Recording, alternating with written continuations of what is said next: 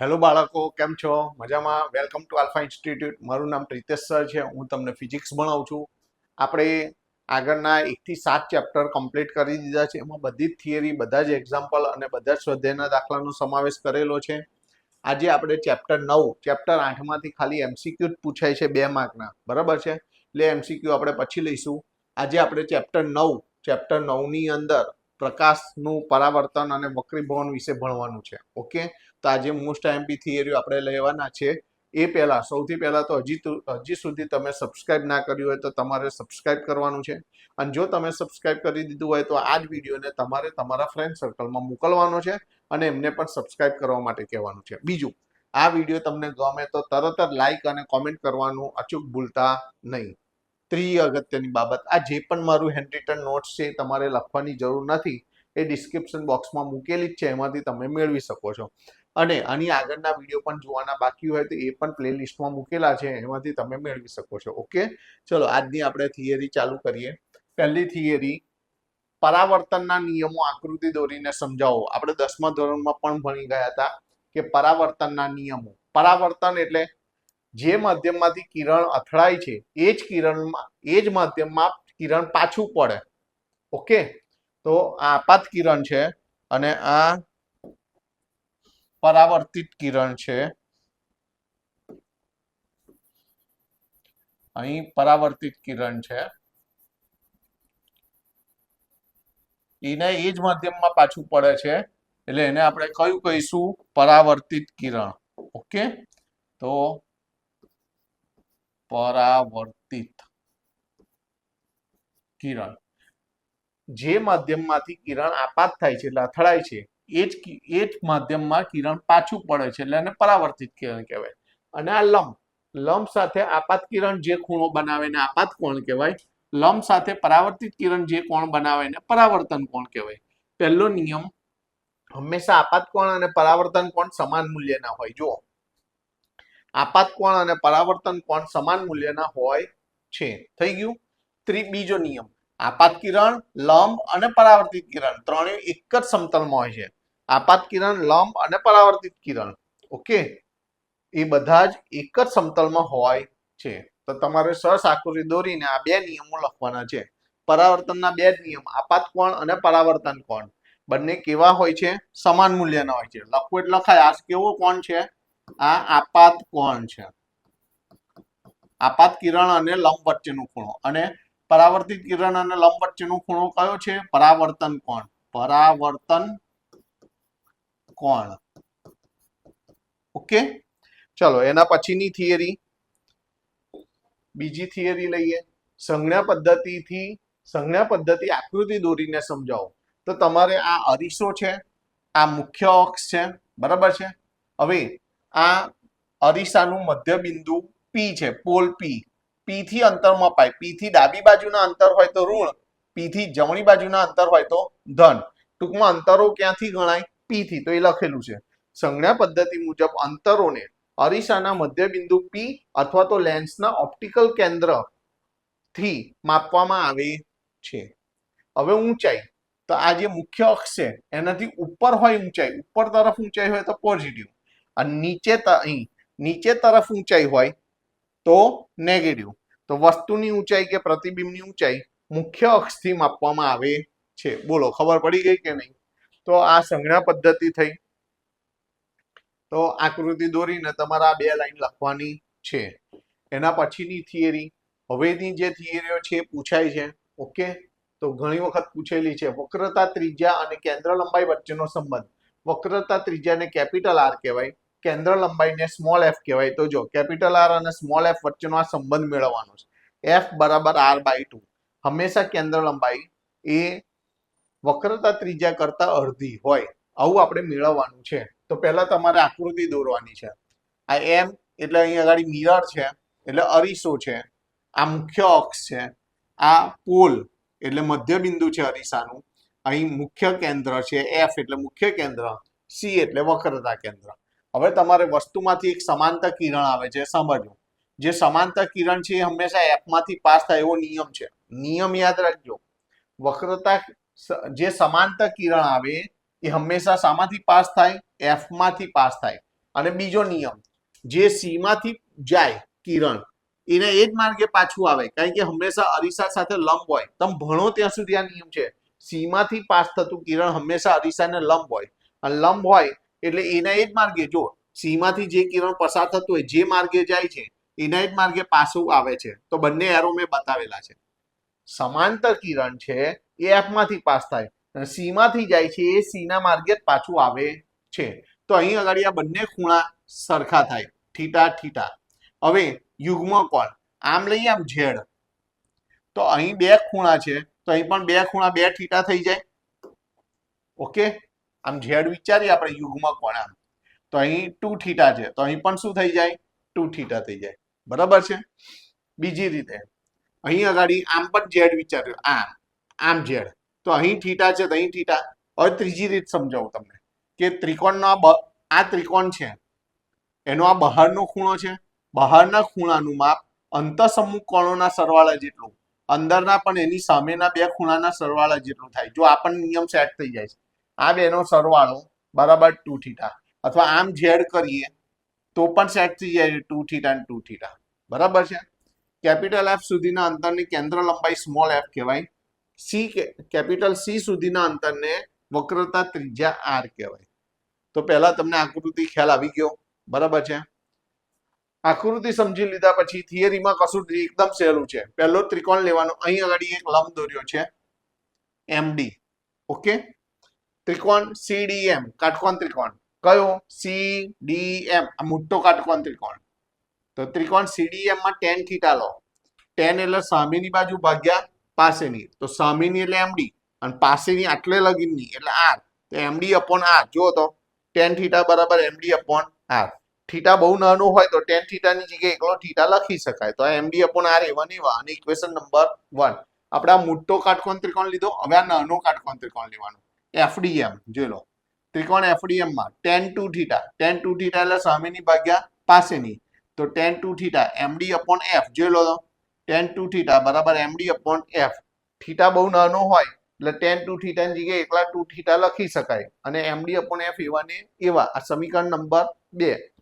સમીકરણ 1 ની કિંમત સમીકરણ 2 માં મૂકી દો એટલે થીટાની જગ્યાએ md ભાગ્યા r, અહીં થીટાની જગ્યાએ md ભાગ્યા r મૂકવાના. તો 2 તો એવા ને એવા. જો સમીકરણ 1 ની કિંમત સમીકરણ 2 માં મૂકતા 2 તો એવા ને એવા.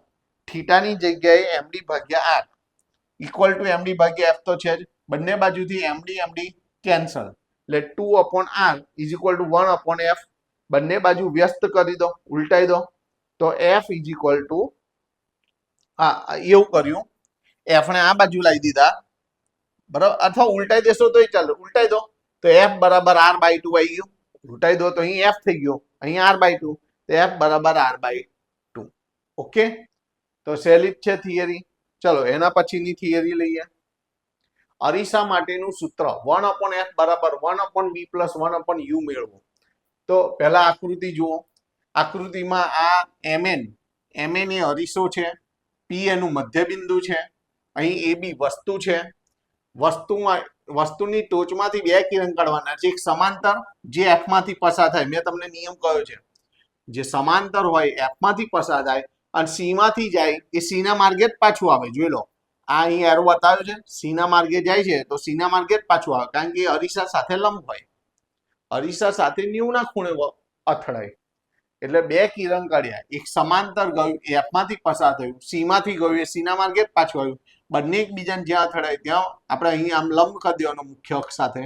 તો આ પ્રતિબિંબ a' b' મળી ગયું આપણને. એફ સુધીના અંતરને, કેપિટલ એફ સુધીના અંતરને કેન્દ્ર લંબાઈ કહેવાય. પ્રતિબિંબ સુધીના અંતરને પ્રતિબિંબ અંતર v કહેવાય. અને વસ્તુ સુધીના અંતરને વસ્તુ અંતર u કહેવાય. ઓકે, આ બધા માપ અત્યારે ધન લખવાના, પણ અરીસાની ડાબી બાજુ છે એટલે જ્યારે ગણતરીમાં લખીએ તો આ બધું -f -v -u એવી રીતે લખાશે. હવે બે ત્રિકોણ લઈએ, એક આ લેવાનો છે a' b' f, જો મેં રાઈટ કર્યું છે, અને બીજો આ અહીંયા ગાડી કયો લઈશું આપણે, તો FPM. ઓકે, આમ લંબ દોરી દો તો આ બે વચ્ચે કઈ બહુ અંતર ના કહેવાય, એટલે આ કાટકોણ ત્રિકોણ જ કહેવાય, બહુ કઈ ફેર ના હોય. પેલું a' b' f અને બીજું MPF. MPF આ બે ત્રિકોણની વાત કરું છું. તો બંનેમાં ઊભી બાજુ ભાગ્યા ઊભી બાજુ અને આડી બાજુ ભાગ્યા આડી બાજુ લેવાનું. જો ઊભી બાજુ ભાગ્યા ઊભી બાજુ A' B' ભાગ્યા MP જુઓ તો A' B' ભાગ્યા MP છે અને આડી બાજુ B' F ભાગ્યા FP B' F ભાગ્યા FP.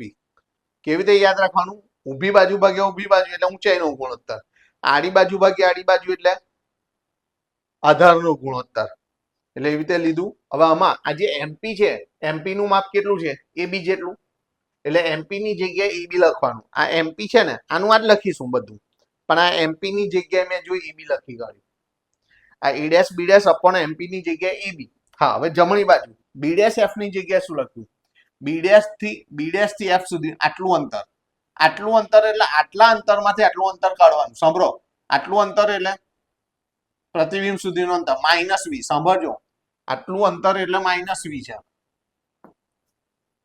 સાંભળજો, આપણે B' F જોઈએ છે. પેલા હું લખું B' F જોઈએ છે, બરાબર? તો B' F ક્યારે મળે? B' P માંથી FP બાદ કરીએ. B' P માંથી FP બાદ કરીએ તો B' થી P સુધીનું અંતર પ્રતિબિંબ અંતર પણ -V લખાય. આ માઇનસ તો કરા અને FP એટલે કેન્દ્ર લંબાઈ -F લખાય. તો આ માઇનસ ના માઇનસ કેવા થઈ જાય? +F થઈ જાય. તો એ જ અહીં લખ્યું જો -V +F અહીં. અને નીચે શું છે? FP.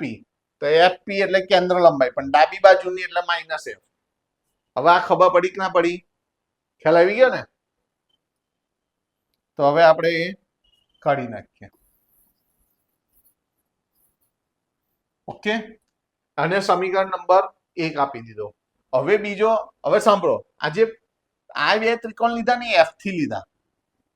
અહીં A' B' થી F સુધી ને MP થી F સુધી. F થી બે ત્રિકોણ કર્યા. હવે સર ક્યાંથી? P થી. જોજો, P થી બે ભાગ કરે. P અગાડીથી એક અહીં A' B' P, અહીં P સુધી, પ્રતિબિંબ થી P સુધી અને વસ્તુથી P સુધી. A' B' P અને ABP. જુઓ તો A' P અને ABP ત્રિકોણમાં ફરી એનું એ જ ઊંચાઈ ભાગ્યા ઊંચાઈ એટલે ઊભું માપ ભાગ્યા ઊભું માપ બરાબર આડું માપ ભાગ્યા આડું માપ. તો ઊભું માપ A' B' ભાગ્યા AB is equal to B' P ભાગ્યા BP. આડું માપ ભાગ્યા આડું માપ. તો જોઈ લો A' B' ભાગ્યા AB is equal to B' P ભાગ્યા BP. B' થી P સુધીના અંતરને V પણ ડાબી બાજુનું છે એટલે -V. જો અને BP તો B થી P સુધીના અંતરનું વસ્તુ અંતર U પણ ડાબી બાજુ છે એટલે -U. માઇનસ માઇનસ પછી કેન્સલ કરો, અત્યારે કેન્સલ કરો ચાલશે. સમીકરણ નંબર 2. હવે આપણે આ બંનેની જો ડાબી બાજુ કેવી છે? અહીં મેં શું કર્યું? A' B' આ A' B' છે. અહીં આ A' છે.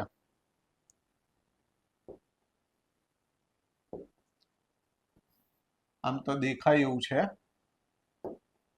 આમ તો ખ્યાલ આવી જશે બરાબર. A' B' ભાગ્યા જો બંનેમાં A' ભાગ્યા AB ભાગ્યા AB બંનેનું ડાબી બાજુનું માપ સરખું તો જમણી બાજુ બરાબર જમણી બાજુ સરખાઈ દો. તો અહીં જમણી બાજુ અને આ જમણી બાજુ.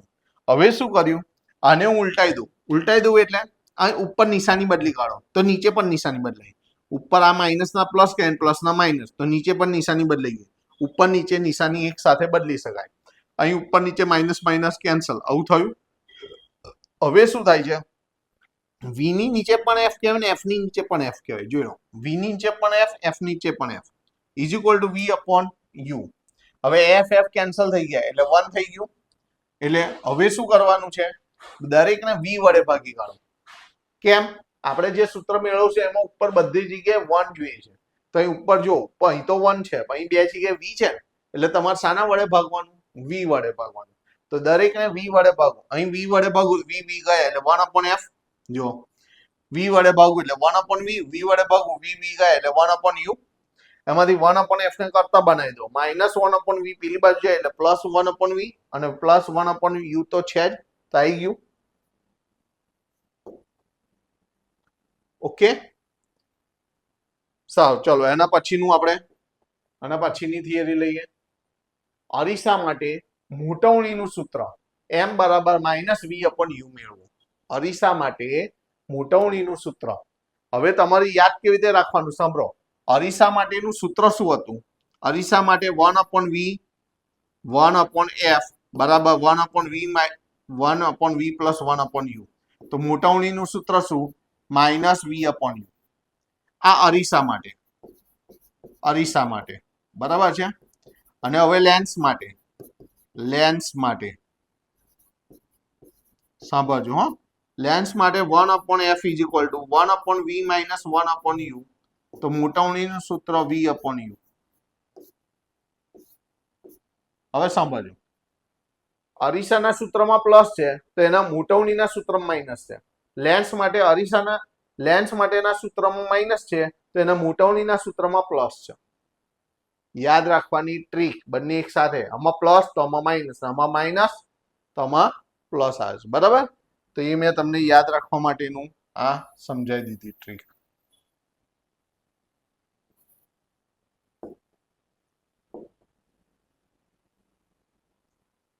અને આપણે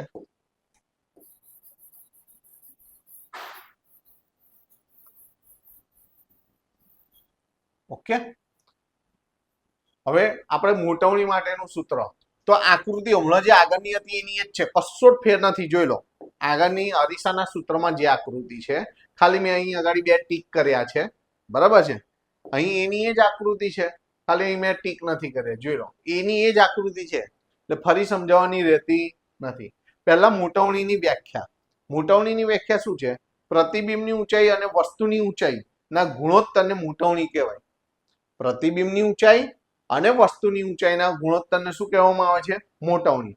તો મોટવણી બરાબર પ્રતિબિંબની ઊંચાઈ h ડેશ ભાગ્યા વસ્તુની ઊંચાઈ h, અને સમીકરણ નંબર 1 આપ્યું. હવે તમારે p અગાડીથી જે ત્રિકોણો લીધેલા એ a' b' p અને abp જોઈ લો. ત્રિકોણ a' b' p અને ત્રિકોણ abp માં ચલો આપણે શું લેતા હતા? ઊભું માપ ભાગ્યા ઊભું માપ બરાબર આડું માપ ભાગ્યા આડું માપ. a' b' ભાગ્યા ab લખ્યું છે. b'p ભાગ્યા bp જોઈ લો. હવે a' b' એટલે નીચેની ઊંચાઈ કહેવાય. પ્રતિબિંબની ઊંચાઈ એટલે h ડેશ, પણ નીચે છે એટલે માઇનસ h ડેશ. ab એટલે વસ્તુની ઊંચાઈ, ઉપર છે એટલે પ્લસ h. b'p થી p સુધીના અંતર પ્રતિબિંબ અંતર v, પણ ડાબી બાજુ છે એટલે માઇનસ v. bp સુધીના અંતરને વસ્તુ અંતર u, પણ ડાબી બાજુ છે એટલે માઇનસ u. અહીં માઇનસ ગયા, આ માઇનસ તો રહ્યા. સમીકરણ 1 પરથી h ડેશ અપોન h ની જગ્યાએ શું લખાય?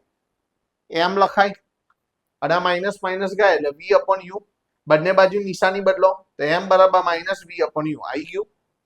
સહેલી છે થિયરી. ઓકે, ચલો એના પછી જો વસ્તુ p અને f ની વચ્ચે હોય, p એટલે અરીસાનું મુખ્ય બિંદુ, મધ્ય બિંદુ, અને f એટલે મધ્ય કેન્દ્ર, બંનેની વચ્ચે જો વસ્તુ મૂકવામાં આવી હોય તો અંતર્ગોળ અરીસા માટે અને બહિર્ગોળ અરીસા માટે કિરણ આકૃતિ દોરી પ્રતિબિંબનો પ્રકાર જણાવો. તો આપણે p અને f ની વચ્ચે વસ્તુને મૂકી છે. 2 કિરણ કાઢવાના, એક સમાંતર જે f માંથી પસાર થાય મેં તમને કહ્યું હતું, એને વિરુદ્ધ બાજુએ લંબાવવાનું છે તમારે. બીજી બાજુ એમાંથી બીજું કિરણ કાઢવાનું, એ p ને અથડાઈને આમ આવે, અને તમારે એટલું ધ્યાન રાખવાનું આ થોડું એકબીજાથી આમ પહોળું હોય, એટલે આગળ જતા એને વિરુદ્ધ બાજુ લંબાઈએ તો શું થાય? એકબીજા સાંકડું થતા એક જગ્યાએ ભેગા થશે. જ્યાં ભેગા થાય ત્યાં મુખ્ય અક્ષ પર લંબ દોરી કાઢવાનો. એ તમારું પ્રતિબિંબ મળી ગયું ab નું a' b'. બોલો, ખબર પડી ગઈ? એવી રીતે અહીં આગળ વસ્તુ છે આની જેમ જ, એકવાર સમાંતર ને એકવાર p. તો એકવાર સમાંતર બરાબર છે, એ તમારે આમ સમાંતર છે એ આમ પાછું જશે કિરણ, એને તમારે લંબાવવાનું, અને જ્યાં આગળ મુખ્ય અક્ષર છે ત્યાં f કહી દેવાનું. કારણ કે મેં કહ્યું છે તમને, સમાંતર હોય તો f માંથી પસાર થાય. તો અહીં તો આ બાજુ f માંથી નહીં થતું, તો આ બાજુ f માંથી થશે. તો પહેલેથી f નહીં લખી કાઢવાનો, ડોટેડ લાઈન જ્યાં અડે ત્યાં f કહી દેવાનું. બીજું આપણે p માંથી કિરણ કાઢો તો એને વિરુદ્ધ બાજુ લંબાવું, તો એ બંને એકબીજાને અહીં આગળ જ્યાં છેદે ત્યાં તમારે a' b' કહી દેવાનું. ઓકે, પણ ફેર શું પડ્યો? આનાથી વસ્તુ કરતા પ્રતિબિંબ મોટું મળ્યું, અહીં મોટું મળે છે, અને અહીં પ્રતિબિંબ કેવું મળ્યું? વસ્તુ કરતા નાનું, તો અહીં નાનું. બાકી સામેની બાજુ મળે છે એટલે આભાસી ચતુર્થો કહેવાય. તો બંને કેસમાં આભાસી ને ચતુર્થો છે જ, પણ આમાં વસ્તુ કરતા મોટું મળે છે અને આમાં વસ્તુ કરતા પ્રતિબિંબ નાનું મળે છે, એવું નીચે લખી દેવાનું છે. ઓકે, ચલો એના પછીની થિયરી લઈએ. વક્રીભવન એટલે શું, તેના બે નિયમો સમજાવો. તો પ્રકાશનું કિરણ જ્યારે એક માધ્યમમાંથી બીજા માધ્યમમાં જાય છે ત્યારે તે પોતાની દિશા બદલે છે, જેને વક્રીભવન કહેવાય છે. પ્રકાશનું કિરણ જ્યારે એક પારદર્શક માધ્યમમાંથી બીજા પારદર્શક માધ્યમમાં જાય છે ત્યારે પોતાની દિશા થોડી બદલે છે, થોડું વાંકું વળે છે. જે ઘટનાને શું કહેવામાં આવે છે, પ્રકાશનું વક્રીભવન કહેવામાં આવે છે. વક્રીભવનના બે નિયમો છે. પહેલો નિયમ, આપાત કિરણ, વક્રીભૂત કિરણ અને લંબ એ બધા એક જ સમતલમાં હોય છે. કયા કયા? આપાત કિરણ, વક્રીભૂત કિરણ અને લંબ એ બધા એક જ સમતલમાં હોય છે. અને બીજું, આપેલા બે માધ્યમો માટે આપાત કોણનો સાઇન અને વક્રીભૂત કોણના સાઇનનો ગુણોત્તર અચળ હોય છે. આપાત કોણનો સાઇન એટલે સાઇન આઈ અને વક્રીભૂત કોણનો સાઇન એટલે સાઇન આર નો ગુણોત્તર અચળ n1 આ અચળ આવું થાય. ઓકે, તો તમારે આ વક્રીભવનના નિયમ થયા.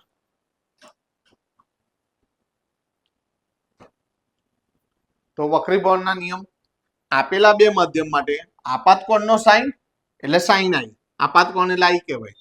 વક્રીભૂત કોણનો સાઇન એટલે સાઇન આર, બંનેનો ગુણોત્તર અચળ એટલે n12, જે n12 શું કહેવાય છે, અચળ કહેવામાં આવે છે. તો આ આપણો નિયમ છે, એને આપણે પ્રેમ કરીને લખી દઈએ. ઓકે, ચલો એના પછી લેટરલ શિફ્ટ સમજાવો. લેટરલ શિફ્ટ એટલે શું, પહેલા આકૃતિ દોરવાની છે.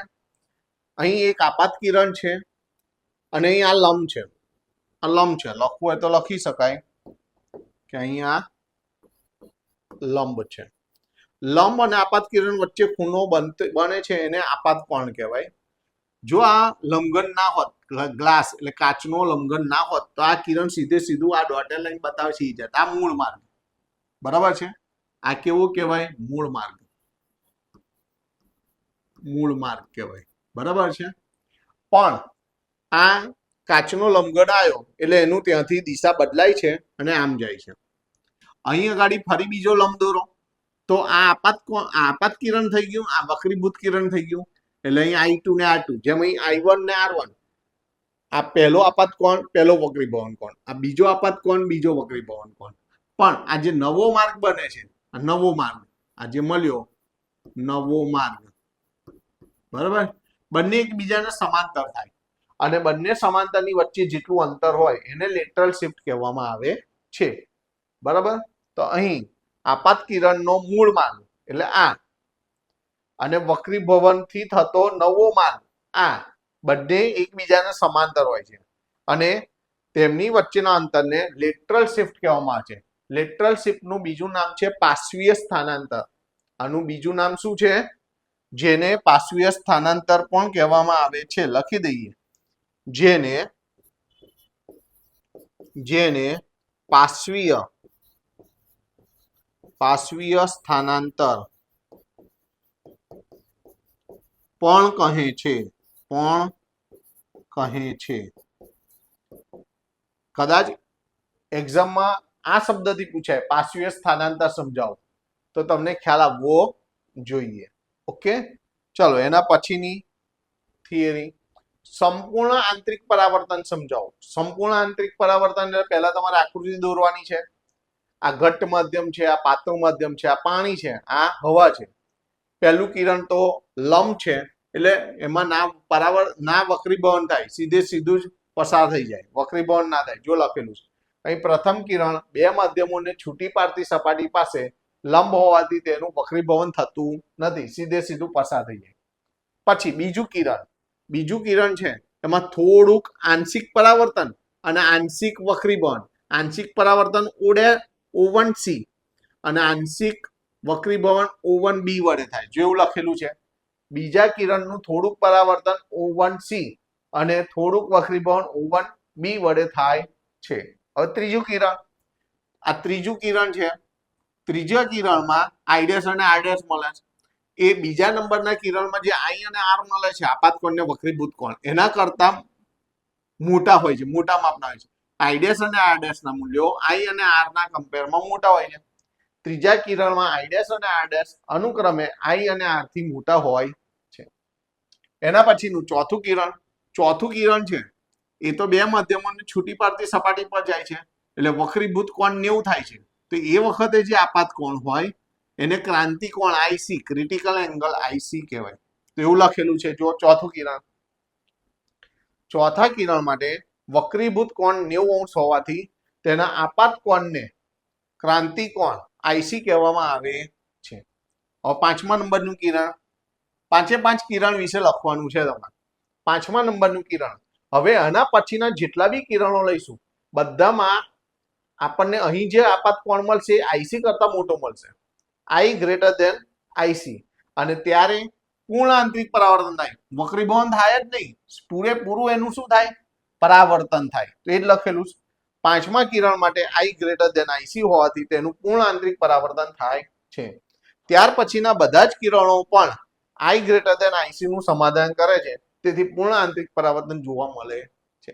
તો અહીં જે આકૃતિમાં દર્શાવ્યું છે એનું એ તમારે 5 કિરણો વિશે તમારે લખવાનું છે. ઓકે. એના પછી પ્રિઝમ અને ઓપ્ટિકલ ફાઇબરથી થતું પૂર્ણ આંતરિક પરાવર્તન સમજાવવાનું છે. કોના વડે? પ્રિઝમ અને ઓપ્ટિકલ ફાઇબરથી. તો અહીં આગળ બે પ્રિઝમ લીધેલા છે. એકમાં પ્રિઝમ થી 90 અંશના ખૂણે પ્રતિબિંબ આની જગ્યાએ અહીં મળે, 90 ના ખૂણે મળે છે, બરાબર છે. અને બીજા પ્રિઝમમાં પ્રતિબિંબ અહીં 180 ના ખૂણે, આ જતા કિરણો છે ને આવતા કિરણો છે, તો પ્રતિબિંબ આપણને 180 ના ખૂણે મળે. તો એ જ લખ્યું પહેલી આકૃતિ બીજી આકૃતિમાં આપણને 90 અંશને અને 180 અંશના ખૂણે પ્રતિબિંબ મળે છે. આકૃતિ એ અને બી માં કિરણનું 90 અંશ અને 180 અંશના ખૂણે વક્રીભવન થાય તેવા પ્રિઝમ દર્શાવેલા છે. ત્રીજી આકૃતિમાં જો પ્રિઝમ ઉલટાઈ જાય છે, એ બી છે એની જગ્યાએ એ ડેશ બી ડેશ. જો અહીં એ નીચે છે, અહીં એ ડેશ ઉપર છે, એટલે આખું ઉલટાવું હોય, પ્રતિબિંબને ઉલટાવવા માટે આવા પ્રિઝમનો ઉપયોગ થાય છે. આકૃતિ સી માં દર્શાવેલ પ્રિઝમથી પ્રતિબિંબને ઉલટાવી શકાય છે. ચોથી આકૃતિમાં અહીંથી આપાત કિરણ દાખલ થાય છે. ઘણી બધી વખત શું થાય છે, એનું અહીં અથડામણ થઈને પૂર્ણ આંતરિક પરાવર્તન થાય છે અને છેલ્લે તે શું થાય છે, બહાર નીકળે છે, બરાબર. આ ઓપ્ટિકલ ફાઇબર છે. તો અહીં ગાડી આકૃતિ ડી માં દર્શાવ્યા મુજબ પૂર્ણ આંતરિક પરાવર્તનનો ઉપયોગ કરી ઓપ્ટિકલ ફાઇબર દ્વારા ઓડિયો અને વિડિયો સિગ્નલોને સાંભળવાના અને જોવાના ઓડિયો અને વિડિયો સિગ્નલોને લાંબા અંતર સુધી મોકલી શકાય છે. 4 આકૃતિ વિશે લખવાનું છે, એટલે 4 પોઈન્ટ થયા. ત્યાર પછી એના ઉપયોગો, શરીરની અંદરના અંગોમાં રહેલી ખામીની તપાસ કરવા માટે પણ પૂર્ણ આંતરિક પરાવર્તનનો ઉપયોગ થાય છે. ડેકોરેટિવ લેમ્પ મેળામાં તમને જોવા મળે, નાના ફાઈબરના ફુવારા જેવા વાયર હોય અને વાયરની ટોચ ઉપર નાની સિરીઝ જેવું હોય, બરાબર ને. તો એને ડેકોરેટિવ લેમ્પ પણ કહેવામાં આવે છે. તો એની અંદર પણ એનો ઉપયોગ થાય છે. આકૃતિ તમારે 4 દોરવાની છે, 4 વિશે લખવાનું, ખાલી આ ઉપયોગો વધ્યા. એના પછી ગોળીય સપાટી પર થતા વક્રીભવન માટેનું સૂત્ર n2 ભાગ્યા v માઇનસ n1 ભાગ્યા u બરાબર n2 માઇનસ n1 ભાગ્યા r મેળવવાનું છે. તો પહેલા આકૃતિ સમજો. આકૃતિ તમારે ખાસ જોવાની છે. અહીં આગળ તમારે બહિર્ગોળ અરીસો લેવાનો છે, બરાબર છે. અહીં O એટલે વસ્તુ છે, અહીંથી આપણે આપાત કિરણ અને અહીં લંબ દોરેલો છે. આ લંબ છે, સીમાથી પસાર થાય અરીસા સાથે લંબ જ હોય. તો લંબ અને આપાત કિરણ વચ્ચેનો ખૂણો આપાત કોણ. આ n1 મધ્યમ છે, આ n2 મધ્યમ છે, બરાબર છે. અહીં આગળ M થી આ અરીસાનું મધ્ય બિંદુ છે, M થી C સુધીના અંતરને વક્રતા ત્રિજ્યા કહેવાય, બરાબર છે. હવે આનું પ્રતિબિંબ આપણને અહીં I મળે, તો પ્રતિબિંબ સુધીના અંતરને પ્રતિબિંબ અંતર V કહેવામાં આવે છે અને અહીંથી વસ્તુ સુધીના અંતરને વસ્તુ અંતર U કહેવામાં આવે છે. U ડાબી બાજુ છે એટલે માઇનસ લેવાય, જ્યારે ગણતરીમાં R કે V આવશે એ અરીસાની જમણી બાજુ છે ગોળીય સપાટી, એટલે એ પ્લસ તરીકે લેવાય, બરાબર છે. પહેલા તમારે આટલી આકૃતિ સરસ રીતે દોરી કાઢવાની છે. હવે મેં અહીં જો ડોટ કરેલા છે, આ 4 ખૂણાનો ઉપયોગ કરવાનો છે. પહેલો આ કાટકોણ ત્રિકોણ, પછી આ કાટકોણ ત્રિકોણ, પછી આ ત્રિકોણ, બરાબર છે, અને પછી આખો ત્રિકોણ. જો લેતા જઈએ એટલે ખબર પડશે. પહેલો કયો લીધો આપણે અહીં ગાડી NOM, NOM એટલે આ ત્રિકોણમાં, પહેલા આ કાટકોણ ત્રિકોણમાં NOM તો 10 સામેની બાજુ ભાગ્યા પાસેની, સામેની એટલે MN ભાગ્યા U, પણ ડાબી બાજુ એટલે માઇનસ U, MN ભાગ્યા માઇનસ U, MN ભાગ્યા MO, અત્યારે MO લખ્યો, પછી માઇનસ U લખીશું, બરાબર છે, MN ભાગ્યા આ MO, બરાબર. અને ખૂણો નાનો હોય તો 10 લખવાની જરૂર નથી. એવી રીતે બીજું C અગાડીથી અહીંથી MCN, MCN કે NCM, અહીં 10 તો સામેની બાજુ ભાગ્યા પાસેની બાજુ એટલે MN ભાગ્યા MC, જોઈ લો MN ભાગ્યા MC. ખૂણો નાનો હોય તો 10 લખવાની જરૂર નહીં રહેતું, ખૂણો NCM. ત્રીજો આ ખૂણો કયો છે I, તો NIM, જોઈ લો NIM આ ત્રિકોણ. પહેલા 3 કાટકોણ ત્રિકોણ લઈ લીધા, પહેલા આ કાટકોણ ત્રિકોણ, પછી આ કાટકોણ ત્રિકોણ, હવે આ કાટકોણ ત્રિકોણ, બરાબર છે. તો એમાંય સામેની બાજુ ભાગ્યા પાસેની બાજુ એટલે MN ભાગ્યા MI, MN ભાગ્યા MI. ખૂણો નાનો હોય એટલે 10 ના લખીએ તો ચાલે. હવે સર શું કરે છે, પહેલા બીજાનો સરવાળો લો, આ બેનો, આ બે ખૂણાનો સરવાળો લો તો I થાય. કેવી રીતે સમજાવું, સાંભળજો. આ ત્રિકોણ છે, સાંભળજો, આખો મોટો કયો NOI, NOI. એની આ બહારનો ખૂણો છે. નિયમ એવો છે કે બહારના ખૂણાનું માપ અંદરની સામેના ખૂણાના સરવાળા જેટલું હોય. આ બેના કયો ત્રિકોણ, આ જે બ્લુ લાઈન વાળો છે ને, આ બે ખૂણાનો સરવાળો I જેટલો થાય. એટલે કયો O અને I. તો અહીં જો O કયું I ક્યારે બને, O અને કયો લીધો, 1 મિનિટ, આ ત્રિકોણ લીધો, સાંભળજો, આ સાંભળજો ફરી, આ ત્રિકોણ લીધો તો O અને C, તો બહારનો ત્રિકોણ આ ડોટેડ લાઈન સાથે બને તો ડોટેડ લાઈન વાળો ત્રિકોણ લેવાનો, આ નહીં હમણાં, બરાબર. ફરી એકવાર સમજાય કે નહીં, કયો ત્રિકોણ લેવાનો ફરી વાર સમજી લો, આ ડોટેડ લાઈન વાળો, કારણ કે I ડોટેડ લાઈન સાથે બને છે ને. તો આ બે ખૂણાનો સરવાળો O અને C નો સરવાળો I જેટલો થાય, O અને C. એટલે સમીકરણ 1 અને 2 નો સરવાળો, આ બે ખૂણાનો સરવાળો એટલે I થઈ જાય, આ બે નો સરવાળો I, અને MN ભાગ્યા MO અને MN ભાગ્યા MC. હવે MN ભાગ્યા MO એટલે શું હતું, U, ડાબી બાજુ એટલે માઇનસ U, અને MC એટલે વક્રતા ત્રિજ્યા R, જમણી બાજુ એટલે પ્લસ R. સમીકરણ નંબર 4 થઈ ગયું. હવે તમારે 2 માંથી 3 ને માઇનસ કરવાનું. કેમ, હું તમને કહું. હવે તમારે R શોધવો છે, અહીં I શોધ્યો, હવે R શોધવા. R એટલે આ, હવે આ ત્રિકોણ વિચારો, આ ત્રિકોણમાં બહારનો ખૂણો છે, બહારનો ખૂણો એ આ બંનેના સરવાળા જેટલો થાય. અથવા એવું કહેવાય કે બહારના ખૂણામાંથી કોઈ એક અંદરનો ખૂણો કાઢો તો બીજો ખૂણો અંદરનો મળી જાય. એટલે આપણે આ C માંથી I કાઢીએ, આ C છે ને I, સમીકરણ 2 માંથી સમીકરણ 3 કાઢીએ તો R મળી જાય. તે જ છે 2 - 3, તો આ બે ની બાદ બાકી એટલે R મળી જાય. એટલે MN અહીં આ ભાગ્યા આ માઇનસ આ MN ભાગ્યા MC માઇનસ MN ભાગ્યા MI. MC એટલે R અને MI એટલે V, જમણી બાજુ છે એટલે બંને પ્લસ. સમીકરણ નંબર 5. હવે અહીં અટકી જાઓ, પહેલા 5 ખૂણા લઈ લીધા આપણે, બરાબર છે. હવે સ્નેલના નિયમનો ઉપયોગ કરતા, સ્નેલનો નિયમ શું છે, N1 sin I બરાબર N2 sin R. હવે I અને R ખૂણા નાના હોય છે એટલે sin નહીં લખો તો ચાલશે. તો N1 I બરાબર N2 R, જો પાછળ લખેલું છે N1 I બરાબર N2 R. હવે તમારા સમીકરણ 4 અને 5 માંથી I અને R ની કિંમત મૂકી દો. N1 તો ખરા જ, I ની કિંમત આગળથી સમીકરણ 4 માં I ની કિંમત આ MN ભાગ્યા માઇનસ U પ્લસ MN ભાગ્યા R, જોઈ લો MN ભાગ્યા માઇનસ U પ્લસ MN ભાગ્યા R. કેવી રીતે, સમીકરણ 5 માંથી R ની કિંમત મૂકો, બધામાં MN છે, MN બંને બાજુ કેન્સલ થશે. હવે N1 ની અંદર ગુણી કાઢો, અહીં ગુણ્યા તો N1 upon minus U, N1 upon R, N2 upon R, N2 upon V. હવે સાંભળજો, આર આર વાળા પદો એક બાજુ ભેગા કરો. આ તો સાંભળો, minus N two upon V આ બાજુ લાવો એટલે plus N two upon V, અને minus N one upon U તો છે જ, અને પેલી બાજુ લઈ જાઓ. આ એન ટુ અપોન આર તો છે જ, N one upon R plus છે, પેલી બાજુ ગયા એટલે માઇનસ. બંનેના છેદ સરખા એટલે એક જ વાર આખાના છેદમાં આર લખાય.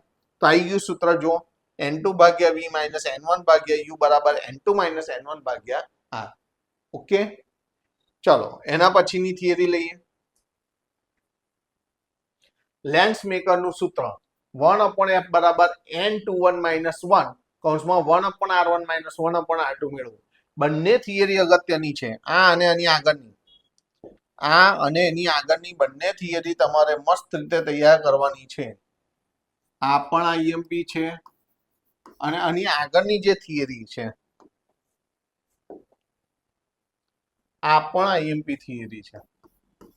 બહુ જ વાર સૌથી મોસ્ટ આઈએમપી થિયરીઓ છે, બરાબર છે. તો બંને તમારે સરસ રીતે તૈયાર કરવાની છે. હવે અહીં આગળ પહેલા તમારે આકૃતિ દોરવાની છે. આ લેન્સ છે, લેન્સની બે ગોળીય સપાટી હોય તો અહીંથી અહીં વસ્તુ છે, વસ્તુથી આ કિરણ આવ્યું, અહીંથી પહેલું પ્રતિબિંબ અહીં મળે આઈડેસ. આ જે પ્રતિબિંબ છે એ આ બીજી સપાટી માટે વસ્તુ તરીકે કામ કરે, અને એનું ફાઇનલ પ્રતિબિંબ અહીં મળે છે.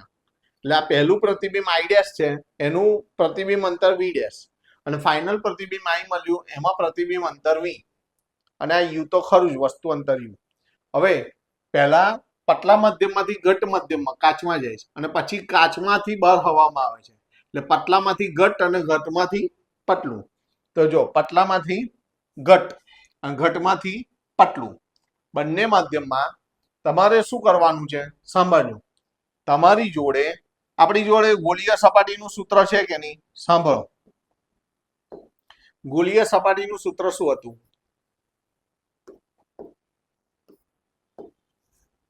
n2 ભાગ્યા v માઇનસ n1 ભાગ્યા u બરાબર n2 માઇનસ n1 ભાગ્યા r. આવું હતું.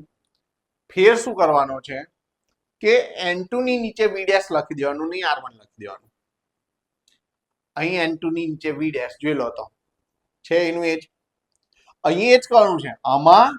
હવે સાંભળો, અહીંયા આગળ અહીં આની અંદર શું કરવાનું છે, જ્યાં 2 છે ત્યાં 1 કરી દેવાના છે, 1 છે ત્યાં 2 કરી દેવાના છે. સાંભળજો, આમાં ઘટમાંથી પતલા માધ્યમ માટે બદલાઈ જાય. જ્યાં n2 હોય અહીં શું થઈ જાય? હવે જુઓ, n2 ની જગ્યાએ n1 ભાગ્યા v, n1 ની જગ્યાએ n2 ભાગ્યા u, અને અહીં n1 અહીં સમજી લો બરાબર, અને ભાગ્યા r2 જોઈ લો, n1 માઇનસ n2 ભાગ્યા r બરાબર, r2 થશે. હવે જેમ મેં કહ્યું કે અહીં n2 ની નીચે v ડેશ કરી દેવાનું, એ રીતે અહીં પણ n2 ની જગ્યાએ અહીં v ડેશ કરી દેવાનું. જોઈ લો, ફરી સમજાવો. ગોળીય અરીસાનું સૂત્ર ખબર છે કે નહીં? n2 ની નીચે v કરી દેવાનું. આ પતલા માધ્યમમાંથી ઘટ માધ્યમમાંથી, ઘટ મધ્યમમાંથી પતલા માધ્યમ માટે જ્યાં n2 છે ત્યાં n1 લખી દો, અને n1 જગ્યાએ n2 લખી દો. પછી મેં શું કહ્યું? n2 ની નીચે v ડેશ કરવાનું, તો અહીંયા n2 ની નીચે v ડેશ કરી દો. બસ જોઈ લો, આવી જશે આ બે. ખ્યાલ આવ્યો કે નહીં? તો હવે આ કાઢી નાખું છું. ઈઝી જ છે, એને સરસ રીતે તમારે સમજવાનું છે.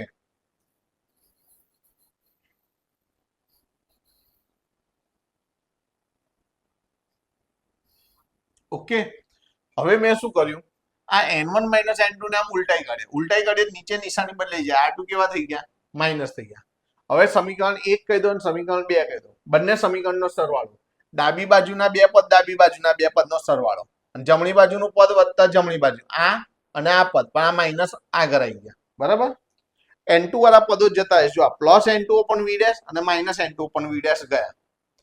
રહ્યું આ, આમાંથી n1 કોમન કાઢો, તો આ માઇનસ વાળું છે, આ પ્લસ વાળું પહેલા લખો, 1/v માઇનસ 1/u. અહીંથી n2 માઇનસ n1 કોમન કાઢો એટલે 1/r1 માઇનસ 1/r2.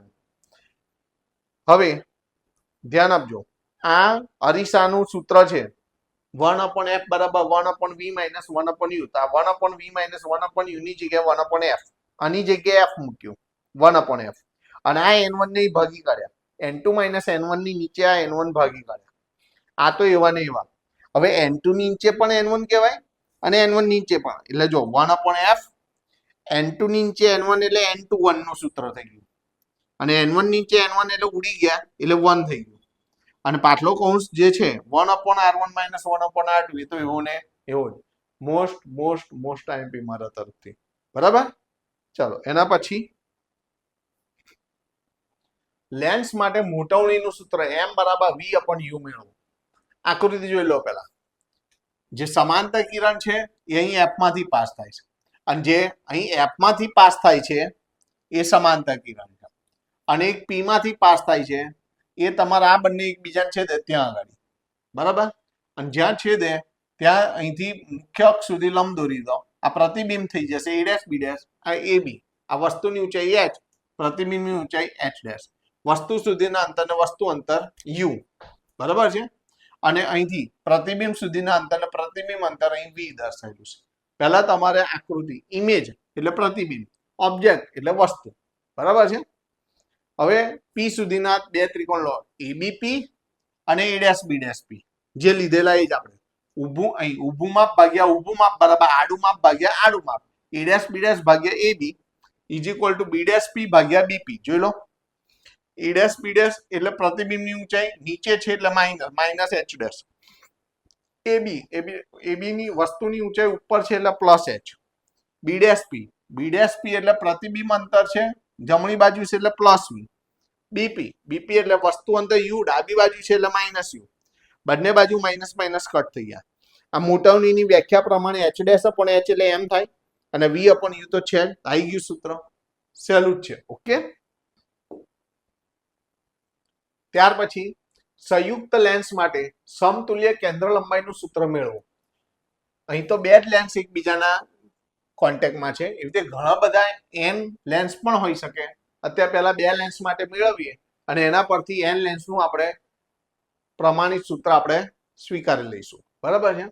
તો અહીં બે લેન્સ લીધું, a લેન્સ b લેન્સ, અહીંથી o માંથી કિરણ આવ્યું, a લેન્સ વડે પ્રતિબિંબ i1 મળ્યું, i1 પ્રતિબિંબ છે એ બીજા લેન્સ માટે વસ્તુ તરીકે કાર્ય કરશે, અને એનું પછી ફાઇનલ પ્રતિબિંબ i મળશે, બરાબર. તો પહેલું જે પ્રતિબિંબ મળ્યું ત્યાં સુધીના અંતરને v1, અને ફાઇનલ પ્રતિબિંબ મળ્યું એનું પ્રતિબિંબ અંતર v. ઓકે. અને આ છે વસ્તુ અંતર u. તો લેન્સ a માટે લેન્સ b માટે, લેન્સ a માટે પ્રતિબિંબ શું છે i1, એટલે પ્રતિબિંબ અંતર v1 થાય છે. જો આપણું સૂત્ર તો છે જ 1/f = 1/v - 1/u, પણ પહેલા લેન્સ માટે પ્રતિબિંબ અંતરને આપણે v1 કહ્યું છે. ઓકે. હવે બીજા લેન્સ માટે જુઓ, બીજા લેન્સ માટે હવે આ વસ્તુ તરીકે કામ કરે, એટલે આ વસ્તુ અંતર થઈ ગયું અને આ પ્રતિબિંબ અંતર થઈ ગયું. આપણું સૂત્ર શું છે? 1/f = 1/v - 1/u. આવું છે. હવે આ બીજા લેન્સ માટે આ વસ્તુ થઈ ગયું છે, એટલે આટલું અંતર, આ વસ્તુ અંતર છે v1, તો અહીં આની જગ્યાએ v1 લખવાનું છે, અને પ્રતિબિંબ અંતર આ છે v, તો એ તો v જ છે. તો આવું થઈ જાય, જોઈ લો, 1/v - 1/v1. જોઈ લો, થયું કે નહીં? અને આ બીજા લેન્સની કેન્દ્ર લંબાઈ f2. આ સમીકરણ 1, સમીકરણ 2.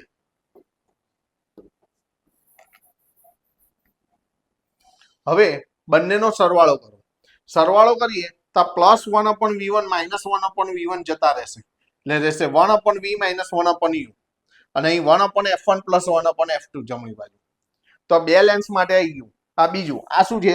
લેન્સનું સૂત્ર છે 1/v - 1/u એટલે 1/f. તો 1/f = 1/f1 + 1/f2. આ મળી ગયું, આ સૂત્ર મળી ગયું આપણને.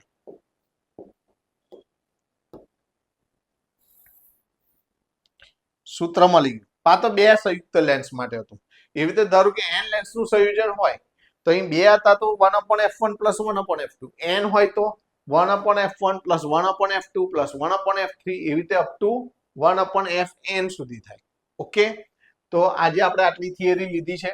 બાકીની થિયરી આપણે બીજા લેક્ચરની અંદર કમ્પ્લીટ કરી દઈશું. ટૂંકમાં બે લેક્ચરની અંદર બધી થિયરીનો આપણે સમાવેશ કરી દઈશું, બરાબર છે. તો આજે આટલી પહેલા થિયરીઓ કમ્પ્લીટ કરી દો, તો બીજી થિયરીઓની અંદર તમને વધારે ખ્યાલ આવશે. અને અગાઉ કહ્યું એ જ પ્રમાણે જો તમને વિડીયો ગમ્યો હોય તો લાઈક અને કોમેન્ટ કરવાનું અચૂક ભૂલતા નહીં. અને આ વિડીયો તમે સબસ્ક્રાઇબ કરી દીધો હોય તો આ વિડીયોને તમારે તમારા ફ્રેન્ડ સર્કલમાં મોકલવાનો છે, અને એમને પણ સબસ્ક્રાઇબ કરવા માટે કહેવાનું છે. અને ત્રીજી બહુ અગત્યની બાબત, તમારે આ બધું જે મેં હેન્ડ રિટન નોટ્સ લખેલી છે તમારે લખવાની જરૂર નથી. ઓકે, મેં ડિસ્ક્રિપ્શન બોક્સમાં મૂકેલી છે, ત્યાંથી તમને આ નોટ્સ મળી જશે.